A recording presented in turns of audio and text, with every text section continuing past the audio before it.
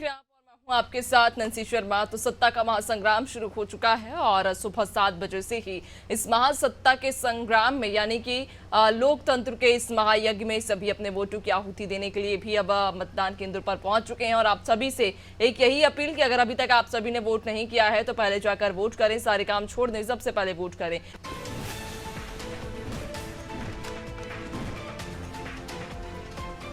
तो लखनऊ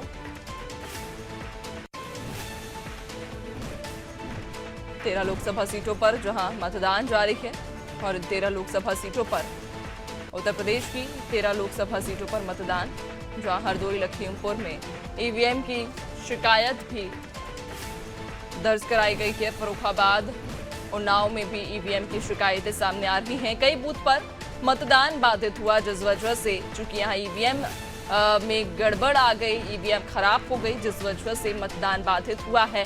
उत्तर प्रदेश की ये 13 लोकसभा सीट जिन पर आज सुबह 7 बजे से वोटिंग जारी है, लेकिन इसी बीच में उत्तर प्रदेश की अभी कई सारे ऐसे पोलिंग बूथ हैं जहां पर ईवीएम खराब हो गई है। ईवीएम में कुछ समस्या आने की वजह से यहां पर कुछ समय के लिए मतदान रुका हुआ है, बाधित मतदान यहां पर हुआ है। हरदोई लखीमपुर फर्रुखाबाद उन्नाव में ईवीएम में खराबी की शिकायतें सामने आ रही हैं जिस वजह से यहां पर मतदान रुक गया है। कुछ समय के लिए मतदान यहां बाधित हुआ। जो आपको बता दें कि तैयारियां निर्वाचन आयोग के द्वारा पूरी की गई थी, लेकिन इसी बीच ये बड़ी खबर सामने आ रही है कि उत्तर प्रदेश की जिन 13 लोकसभा सीटों पर मतदान होना है, इसी में से इन 13 लोकसभा सीटों में जो पोलिंग बूथ बनाए गए हैं उनमें से 4 पोलिंग बूथों पर तकनीकी समस्या आने के कारण, ईवीएम में तकनीकी खराबी आने के कारण यहाँ पर मतदान रुका हुआ है। मतदान फिलहाल बाधित यहाँ पर जरूर हुआ। हरदोई लखीमपुर फर्रुखाबाद और उन्नाव में ईवीएम की शिकायतें सामने आ रही हैं, जहां ईवीएम खराबी की शिकायतें सामने आने के कारण यहां पर मतदान कुछ समय के लिए बाधित हुआ है। तो हरदोई लखीमपुर फर्रुखाबाद और उन्नाव में ईवीएम की शिकायतें आ रही हैं जिस वजह से यहां पर मतदान को कुछ समय के लिए बाधित किया गया है। मतदान यहां पर बाधित हुआ, कुछ समय के लिए मतदान को रोक दिया गया है। उत्तर प्रदेश की ये 13 लोकसभा सीट जिन पर चुनाव जारी है, जिन पर मतदान सुबह 7 बजे से जारी है, और ऐसे में मतदान चूंकि सुबह से ही जारी है, जहां इन 13 लोकसभा सीटों में से जो पोलिंग बूथ इन 13 लोकसभा सीटों पर बनाए गए हैं उनमें से 4 पोलिंग बूथों पर ईवीएम की खराब की शिकायत सामने आई। हरदोई लखीमपुर फर्रुखाबाद उन्नाव में ईवीएम खराब होने की शिकायत सामने आई जिस वजह से यहां पर मतदान कुछ समय के लिए बाधित हुआ है। तो आपको बता दें उत्तर प्रदेश में जहां आज चौथे चरण का चुनाव है, बेहद ही दिलचस्प ये चुनाव होने वाला है, चूंकि चौथे चरण में उत्तर प्रदेश की कई ऐसी लोकसभा सीटें हैं जिन पर कांटे की टक्कर है, कई दिग्गजों की साख भी दांव पर लगी हुई है। और ऐसे में जो आपको बता दें कि उत्तर प्रदेश में ये 13 लोकसभा सीट जिन पर मतदान जारी है, इसके पहले भी हमने देखा जब चुनावी प्रचार प्रसार की शुरुआत हुई थी उस दौरान से ही तमाम पार्टियों ने अपने अपने प्रत्याशियों के लिए वोटों की अपील की और तमाम प्रत्याशियों के जो जिस तरह से प्रचार प्रसार यहाँ पर तेज किए गए। और अब जनता का दिन है, आज जनता का दिन की जनता फैसला ले और अपने प्रत्याशी का चयन करे। जहां आपको बता दें कि जनता भी तैयार है और अनादि टीवी आपको बता दें कि अनादि टीवी भी आप सभी से यही अपील करता है कि अपने काम छोड़ें और सबसे पहले जाकर वोट करें। और चलिए ज्यादा जानकारी लेंगे, हमारे सहयोगी यानी कि अनादि की टीम ग्राउंड जीरो पर बनी हुई है। उन्नाव से सहयोगी आमिर हमारे साथ में जुड़ गए हैं। आमिर, उन्नाव में किस प्रकार की स्थिति है, मतदान को लेकर लोगों में कैसा उत्साह, क्या माहौल आप देख रहे हैं उन्नाव में? जी, उन्नाव की अगर हम बात करें तो उन्नाव में लगभग 23 लाख के ऊपर मतदाता आज मतदान करेगा। इसको 2498 पोलिंग बूथ बनाए गए। इसके लिए युवाओं को लुभाने के लिए प्रशासन की ओर से पिंक, महिलाओं के लिए पिंक बूथ, युवाओं के लिए यूथ बूथ और इसी कड़ी में उनके 8 मॉडल बूथों की भी व्यवस्था की गई है। अगर हम मतदाता की बात करें तो सुबह से ही मतदान केंद्रों पे लाइन देखी जा रही थी, लेकिन अभी जैसे जैसे मौसम बढ़ रहा है तो मतदाताओं में थोड़ा सा भीड़ में कमी आ रही है। और सांसद साक्षी महाराज सुबह सुबह भी वोट कर चुके हैं। इस वक्त हम मौजूद है राजाशंकर सहाय विद्यालय में, जहाँ पे गठबंधन से प्रत्याशी अनु टंडन अभी कुछ ही समय में वोट करने पहुंचने वाली है। बिल्कुल, यानी कि आज जनता भी उत्साहित नजर आ रही है, लेकिन यहाँ पर अगर वोटिंग प्रतिशत की बात करें तो उन्नाव में पिछली बार का क्या प्रतिशत रहा था और इस बार निर्वाचन आयोग ने क्या लक्ष्य रखा है कि कितने फीसदी से इस वोटिंग प्रतिशत को बढ़ाना है? पिछली बार की अगर बात करें तो लगभग 58% मत पिछली बार हुआ था उन्नाव में। और इस बार जो उनकी बात कर रहे हैं, जिला प्रशासन लगातार कोशिशों में लगा है। जिला प्रशासन का कहना है कि लगभग 70% के लगभग मतदान यहाँ पे होगा। इसीलिए कड़ी में पिन बूथ और इस तरीके की सारी व्यवस्थाएं की गई हैं। बूथों के पानी से लेकर दवाओं की सारी व्यवस्थाएं की गई हैं। और लगातार प्रशासन की ओर इससे पहले भी के समय से पहले भी जागरूकता अभियान तरह तरह से चलाए गए हैं। सब तरीके से मतदाताओं को लुभाने के लिए तमाम तरीके से कंपटीशन कराए गए और हर तरीके से कोशिशें की गई हैं। अब ये तो अभी कुछ देर बाद ही शाम तक कुछ आंकड़ा लगना चालू होगा कि कितना क्या मतदान यहाँ पे देखा जाएगा। बिल्कुल, चूंकि यहाँ पर देखिए मतदाता भी जागरूक हैं और तमाम जिस तरह से आप भी कह रहे हैं कि पोलिंग बूथों पर मतदाताओं के लिए हर सुविधा का ध्यान रखा गया है ताकि मतदान प्रतिशत बढ़ सके, लेकिन वो क्या मुद्दे इस बार रहने वाले हैं? उन्नाव की जनता की यदि हम बात कर रहे हैं तो उन्नाव की जनता क्या चाहती है, किस तरह का बदलाव चाहती है और इस बार किन मुद्दों को ध्यान में रखते हुए वो इस बार जनता वोट करेगी? जी, उन्नाव की अगर हम बात मुद्दों की करते हैं तो मुद्दे उन्नाव में तमाम, जैसे रोड को लेके, पशुओं को लेकर, आवारा पशुओं को लेके, किसानों की अगर हम बात करें तो एमएसपी को लेके तमाम तरीके की समस्याएं उन्नाव में रहती हैं। लेकिन उन्नाव में एक अहम मुद्दा जो इस बार देखा जा रहा है बेरोजगारी का देखा जा रहा है। बेरोजगारी को अगर हम देखते हैं तो उनको कई चीजों को बढ़ावा देती है। अगर उन्नाव बेरोजगारी की अगर बात करी जाए तो उन्नाव में आपको बता दें कि आज भी एक बड़ा तबका है जो 6 से 8 हजार रुपए में फैक्ट्रियों में काम करता है। इसको लेकर लोगों में काफी चिंताएं हैं। इससे अगर इससे बात आती है तो महिलाएं जब घर से निकलती हैं तो आर्थिक तंगी को लेके, तो महिलाओं को लेके जो अपराध है वो उस पर का बढ़ावा होता है। बच्चे जब घर पे मान लीजिए आर्थिक तंगी की होती है तो बच्चे घर से निकलते हैं तो उनको भी बाल श्रम का जैसे उसका कानूनों का उल्लंघन होता है, उसको लेकर उसको रोजगार को लेकर एक बड़ा मुद्दा उन्नाव में देखा जाता है लगातार। बिल्कुल फैक्ट्रियों की अगर हम बिल्कुल, बात करते हैं बिल्कुल यानी कि आमिर, जिस तरह से हम देख सकते हैं कि जो मूलभूत मुद्दे होते हैं वो कहीं ना कहीं विकास से जुड़े हुए ही रहते हैं और जनता भी उन्हीं मुद्दों को ध्यान में रखते हुए वोट करती है।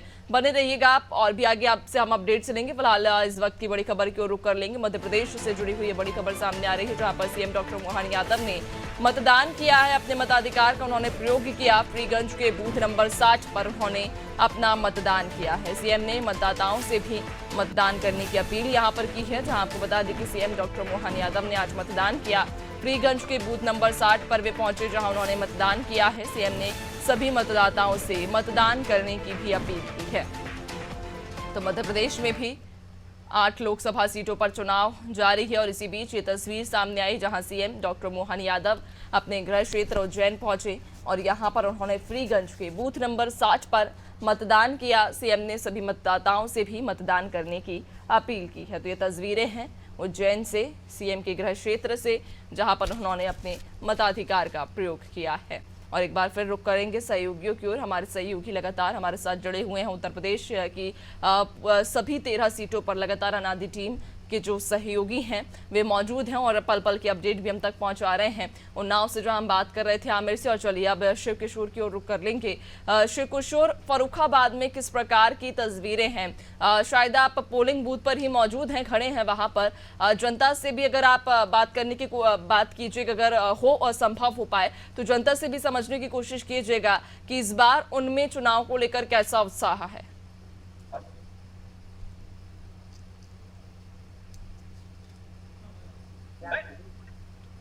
बिल्कुल बताना चाहेंगे कि सुबह से ही मतदान के लिए उत्साह है यहाँ पर और प्रशासन की तरफ से पूरी तैयारी की गई थी और जगह जगह प्रचार भी किया गया था। पहले मतदान फिर जलपान, तो जनता जो है वोट डालने के लिए उत्सुक है और सुबह से ही लाइन लगी हुई है। बिल्कुल, यानी कि सुबह से ही मतदाता यहाँ पर पहुंच चुके हैं। लेकिन ये भी बताइएगा कि फर्रुखाबाद में किस प्रकार के समीकरण इस बार नजर आ रहे हैं सभी पार्टियों के बीच? जी बिल्कुल बताना चाहेंगे कि भारतीय जनता पार्टी से 10 साल के सांसद है, 2 बार सांसद रह चुके हैं मिथिलेश राजपूत। और धवल किशोर जो इंडिया गठबंधन के प्रत्याशी है, उन्होंने 3 साल पहले ही सही तैयारी शुरू कर दी थी। और वहीं साथ ही साथ 10 दिन पहले बहुजन समाज पार्टी से जो समीकरण बैठे थे, उनके तहत ब्राह्मण प्रत्याशी यहाँ पर उतारे गए थे। तो जनता जो है वो शांत है, और यहाँ पर कुछ ऐसे मुद्दे हुए, जो रेलवे क्रॉसिंग थी भोलेपुर की, वो बंद कर दी गई, तो जिनसे उन लोगों पर बहुत आक्रोश था और वो उनके ऊपर मुकदमे दर्ज किए गए थे। तो इस वजह से जनता शांत है, बोल नहीं रही है, और परिणाम देखते हैं क्या होते हैं। लेकिन कह ही सकते हैं कि त्रिकोणीय मुकाबला होने जा रहा है। ठीक है, बने रहिएगा और भी आपसे हम अपडेट्स लेंगे। कन्नौज से भी हमारे सहयोगी हमारे साथ में जुड़ चुके हैं, और चलिए अब सीधा रुक कर लेंगे कन्नौज की ओर, जहां पर हमारे सहयोगी हमारे साथ में जुड़ चुके हैं। शिवम, आपकी तरफ मैं आना चाहूंगी। आप चूंकि सुबह से ही पोलिंग बूथ पर भी मौजूद हैं, आपके आसपास में कई सारी लोगों की जो भीड़ है वो भी अब इकट्ठा होना शुरू हो गई है, यानी कि कह सकते हैं कि मतदाता जागरूक कन्नौज में नजर आ रहे हैं। अगर संभव हो तो उनसे भी बात कीजिएगा, उनसे भी जानने की कोशिश कीजिएगा कि क्या मुद्दे इस बार रहने वाले हैं जिन्हें ध्यान में रखकर वो चुनाव में पहुंचे हैं और मतदान कर रहे हैं। देखिए, बिल्कुल जो इस वक्त मेरी मौजूदगी है वह कन्नौज शहर के भोलानाथ धर्मशाला पर मौजूद है। और हमारे पीछे जो तस्वीरें आप देख रहे हैं, यहाँ पर कन्नौज सांसद सुब्रत पाठक, जो कि इस बार प्रत्याशी भी है और पिछली बार सांसद भी रह चुके हैं, और वो इसमें मतदान करने के लिए पहुंच चुके हैं। और हम आपको पहले वो तस्वीरें दिखा देंगे कि आज जो कि सांसद सुब्रत पाठक के द्वारा अपने बूथ पर पहुंचकर मतदान किया गया। और यहाँ की लगातार जो भीड़ है वह लगी मतदान करने के लिए लगी हुई है। लाइनों में हम लोग मतदान करके बाहर निकलेंगे, उनसे बात करेंगे, पूछेंगे किन मुद्दों पर वह इस बार मतदान कर रहे हैं, और क्या कन्नौज में मुद्दे हैं जो मतदाता लगातार मतदान करने के लिए मतस्थल पर पहुंच रहे हैं। बिल्कुल शिवम, चूंकि आपके पीछे तस्वीरें भी हम देख रहे हैं, अगर वहां पर कोई मतदाता हो, कोई ग्रामीण क्षेत्र की जो जनता हो, अगर वो हो तो उनसे भी बात करने की कोशिश कीजिएगा, उनसे भी समझिएगा कि किन मुद्दों को वो ध्यान में रखते हुए इस बार वोट डाल रहे हैं। देखिए, हमारे साथ मतदाता मौजूद हैं कि उनसे पूछेंगे किन मुद्दों पर ये मतदान कर रहे हैं। क्या नाम है आपका? रिंकू दुबे। रिंकू जी, किन मुद्दों को लेकर इस बार मतदान किया आपने? राष्ट्रवाद देश है। राष्ट्रवाद और देश है। देखिए, हमारे साथ और मतदाता मौजूद हैं, उनसे भी लगातार मिलने की कोशिश करेंगे और उनसे बात करेंगे कि किन मुद्दों के साथ वह इस बार मतदान कर रहे हैं, और क्या मुद्दा है कन्नौज में जो मतदाता लगातार मतदान स्थल पर पहुंच रहे हैं। ठीक है, बने रहिएगा आप, और भी आगे आपसे हम अपडेट्स लेंगे। शिवम, चलिए अब रुक कर लेते हैं, चूंकि लगातार सहयोगी हमारे साथ बने हुए हैं। उन्नाव की ओर रुक करेंगे एक बार फिर से। आमिर, आप बताइएगा, आपके पीछे आप इस वक्त कहाँ मौजूद है? क्या किसी पोलिंग बूथ पर आप मौजूद है, किसी मतदान केंद्र पर आप मौजूद है? अगर नहीं तो इस बार निर्वाचन आयोग ने मतदान केंद्रों को किस तरह से तैयार किया है? चूंकि हमने कई बार देखा है कि आदर्श केंद्र भी बनाए जाते हैं, कई बार पोलिंग बूथों को बेहद ही सुंदर सजाया जाता है ताकि मतदाता आकर्षित हों और ज्यादा वोट करें। जी, इस वक्त मेरी मौजूदगी है राजा शंकर सहाय, ये इंटर कॉलेज है, यहाँ पे मतदान केंद्र है। और अभी इससे पहले हम लोग गदनखेड़ा पोलिंग बूथ का जायजा कर रहे थे, जहाँ पे साक्षी महाराज ने, सांसद साक्षी महाराज जो भाजपा से प्रत्याशी हैं, उन्होंने मतदान किया था। अब यहाँ पे कुछ ही देर में पूर्व सांसद अनु टंडन, जो गठबंधन के प्रत्याशी है, उनको यहाँ पे मतदान करना है, इसलिए हम लोग यहाँ पे मौजूद हैं। यहाँ पे पीछे आप देखना चाहेंगे कि लगा पोलिंग है, यहाँ पे महिलाएं और तरीके से सब इकट्ठा हो रही है। और जो आपने बात करी थी मॉडल बूथ की, तो लगभग 8 मॉडल बूथ उन्नाव में बनाए गए हैं, और महिलाओं के लिए 6 पिंक बूथ, यूथ के लिए भी बूथ बनाए गए हैं। अभी उसमें भी पहुंचेंगे। यहाँ पे मतदान के लिए अभी सांसद अनु टंडन जी मतदान करके यहाँ से निकलेंगे, तो हम पिंक बूथों की तरफ भी वहाँ से लगातार कवरेज करके अपने चैनल को बिल्कुल आमिर, और इस बार ये भी बताइएगा कि उन्नाव में किस प्रकार के समीकरण हैं और इस बार जनता ने अपना क्या मूड बनाया हुआ है। चूंकि लगातार यहाँ पर पार्टियों ने अपने प्रत्याशियों को के लिए प्रचार प्रसार तो तेज किया ही है। बने रहिएगा आप सभी, आपसे हम और भी आगे अपडेट्स लेंगे। इसी बीच एक बड़ी खबर की ओर रुक कर लेते हैं, जो आपको बता दें कि सीएम डॉक्टर मोहन यादव मंदिर पहुंचे। हनुमान जी को उन्होंने गदा अर्पित किया, जहां हनुमान महाराज के मंदिर में पहुंचे और यहां पर सीएम डॉक्टर मोहन यादव ने हनुमान जी को गदा अर्पित किया। भगवान शिव जी को उन्होंने त्रिशूल अर्पित किया। सीएम ने हनुमान जी और शिव जी की पूजा भी की। सीएम के साथ उनकी पत्नी भी इस दौरान मौजूद रही। तो आपको बता दें कि मतदान करने के बाद सीएम डॉक्टर मोहन यादव सीधा मंदिर पहुंचे, जहां उन्होंने हनुमान जी और शिव जी की पूजा अर्चना की। जहां उन्होंने हनुमान जी को गदा अर्पित किया तो वहीं भगवान शिव जी को उन्होंने त्रिशूल अर्पित किया है। सीएम ने हनुमान जी और शिव जी की पूजा की। सीएम के साथ उनकी पत्नी भी इस दौरान मौजूद रही। ये तस्वीरें उज्जैन से सामने आ रही हैं, जहां पर सीएम डॉक्टर मोहन यादव सबसे पहले अपनी पत्नी के साथ मतदान केंद्र पहुंचे। उन्होंने यहां मताधिकार किया, अपना वोट डाला और उसके बाद वे सीधा मंदिर पहुंचे, जहां उन्होंने भगवान के सामने माथा टेक आशीर्वाद लिया। सुख समृद्धि की उन्होंने भगवान से कामना की।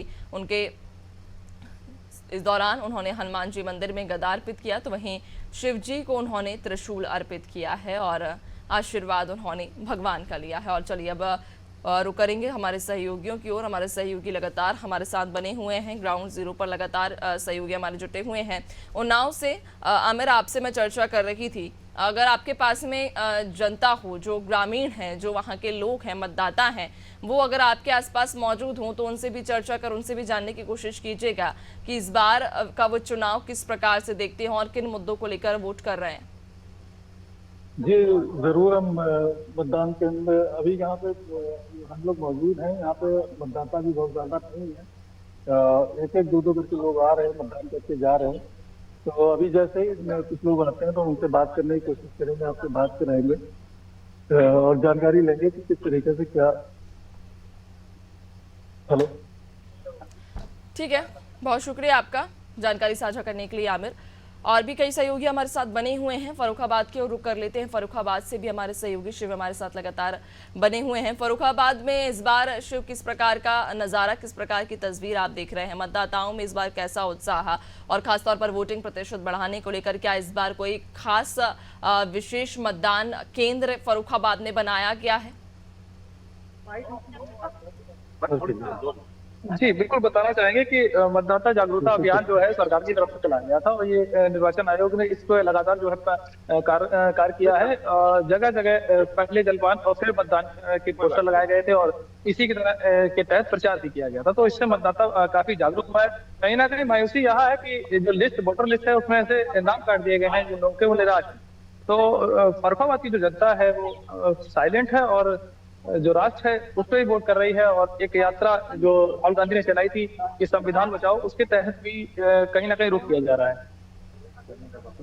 ठीक है, बहुत शुक्रिया आपका जानकारी साझा करने के लिए शिव। उन्नाव की ओर रुख करेंगे। उन्नाव से आमिर हमारे साथ बने हुए हैं। आमिर, शायद आपके आसपास कोई ग्रामीण है या मतदाता है जिनसे आप बात कर रहे थे? जी कुछ लोगों से बात करने की कोशिश कर रहे थे, लेकिन अब दूसरी तरफ वो चल रहा था तो लोग चले गए हैं। और भी लोगों से अभी जैसे ही आते हैं तो बात करने। ठीक है, कन्नौज की ओर रुख कर लेते हैं एक बार। कन्नौज से शिवम हमारे साथ में बने हुए हैं। शिवम, कन्नौज में अब चूंकि लगभग 9 बजने का समय आ चुका है और सूरज भी कहीं ना कहीं चढ़ने लगा है, मतदाताओं की संख्या में क्या इजाफा हो रहा है?